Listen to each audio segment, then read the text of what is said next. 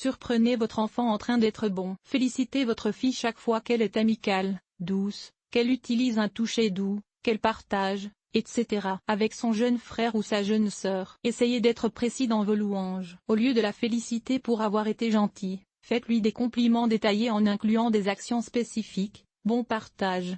Ou donnez plus de détails pour les enfants plus âgés. C'était tellement bien de partager ton bloc rouge avec ton frère, super boulot. Donnez l'alerte. Intervenez physiquement, chaque fois que possible, avant que les coups ne soient donnés ou interrompez le comportement au moment où il se produit et redirigez votre enfant en détournant calmement et doucement sa main et en la plaçant sur ses genoux, racontez l'événement qui s'est produit et proposez d'autres solutions.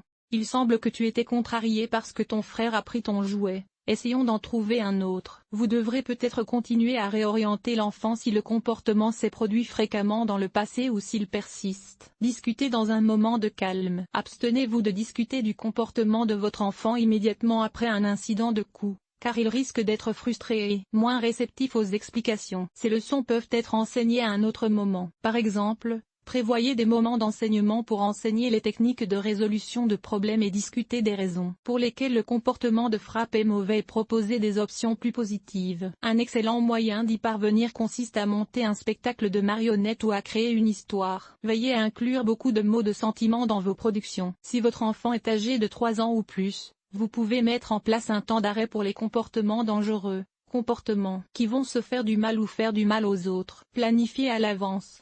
Assurez-vous de discuter avec votre enfant des comportements spécifiques qui donneront lieu à un temps d'arrêt, avant que ces comportements ne se produisent et pratiquez les procédures de temps d'arrêt avant que votre enfant ne se comporte mal. De cette façon, il saura à quoi s'attendre. Les jeux de rôle sont un excellent moyen d'y parvenir et vous pouvez en profiter pour montrer à votre enfant que le temps d'arrêt est un espace où il peut se calmer en pratiquant des techniques d'adaptation, respiration profonde, relaxation musculaire. Remarque. Les temps morts ne doivent être réservés qu'à certains comportements, souvent ceux qui pourraient entraîner des dommages physiques. Si vous utilisez le temps mort plusieurs fois par jour, la liste de vos comportements peut être trop longue et le temps mort peut perdre de son efficacité. Au lieu d'utiliser le temps mort, essayez de faire l'éloge des comportements souhaités et d'ignorer les comportements indésirables. Un résumé pour les tout petits fougueux.